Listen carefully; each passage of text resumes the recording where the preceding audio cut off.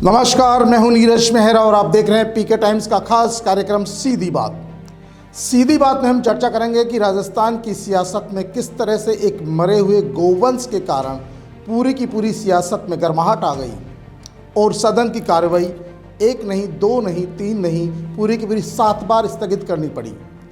सत्ता और विपक्ष के विधायक गोवंश को लेकर कई बार वेल में आए, एक दूसरे के खिलाफ नारेबाजी की, प्रदर्शन किया और यहाँ तक कि एक विधायक को माफ़ी मांगनी पड़ी और इसके बाद सदन की कार्रवाई सुचारू रूप से चल सकी। देखते हैं एक बार क्या है पूरा मामला, क्यों सदन की कार्रवाई स्थगित करनी पड़ी, क्यों सदन में गोवंश को लेकर हंगामा हुआ।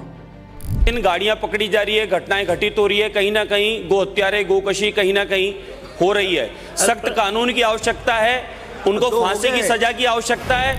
माननीय सदस्य को बताना चाहूँगा कि राजस्थान में गोवध कानून बना हुआ है और उसी के तहत जहाँ पर भी गौ माता के विरुद्ध में कई अत्याचार होता है, अन्याय होता है, नियमों के अनुसार सरकार उसमें त्वरित कार्रवाई करती है, पुलिस में मुकदमे भी दर्ज करवाती है और उनके विरुद्ध सख्त कार्रवाई भी करती है और उसी नियमों को आगे बढ़ाते हुए इसमें आगे भी जहाँ जहाँ ऐसी कोई घटना होगी तो उसमें सख्त कार्रवाई करेंगे। माननीय सदस्य ने भी कहा कि गौ हत्याएं हो रही है लगातार और आप कह रहे हो हम कार्रवाई कर रहे हैं। मैं पूछना चाहता हूं, पिछले सप्ताह जयपुर के अंदर जो गौ हत्या हुई, हिंगोनिया गौशाला से गाय का सर काट के लेके आए गए और उस सर पे उसके अंदर किसी बीजेपी कार्यकर्ता का नाम है और उसको बचाने के लिए पार्टी के विधायक जो उसको छुड़ाने का काम कर रहे हैं। इस पे सरकार क्या रुख अपनाएगी, उन दोषियों के खिलाफ क्या कार्रवाई करेगी, ये मंत्री जी बताएं।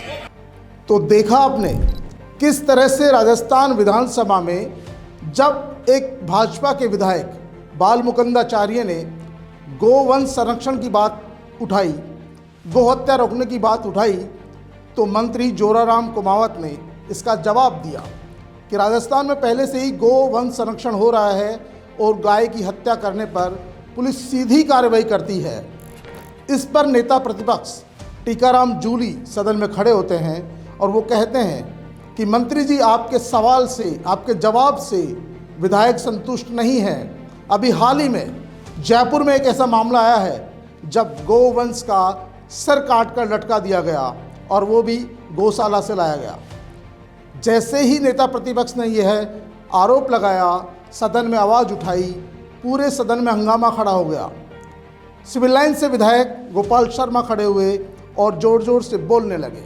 उन्होंने इस पूरे मामले पर कहा कि वे इस्तीफा दे देंगे यदि साबित हो जाए।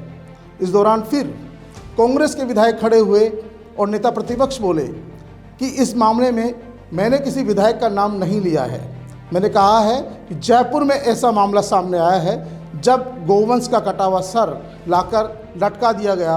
वह कार्यकर्ता भाजपा का बताया जा रहा है और उसे एक संरक्षण भाजपा का विधायक दे रहा है। एक तरफ भाजपा गाय बचाने की बात करती है, गोवंश बचाने की बात करती है और दूसरी तरफ इस तरह का हादसा सामने आता है तो क्या समझा जाए।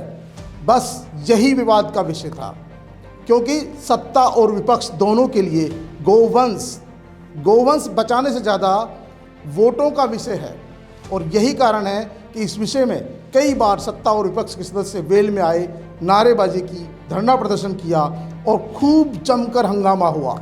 सदन की कार्रवाई को बार बार स्थगित करना पड़ा। आखिरकार विधायक गोपाल शर्मा को सदन में माफ़ी मांगनी पड़ी। उन्होंने कहा कि मेरे से भूल हो गई, क्योंकि गोपाल शर्मा जोश जोश में एक बार नापक्ष लोभी में पहुंच जाते हैं।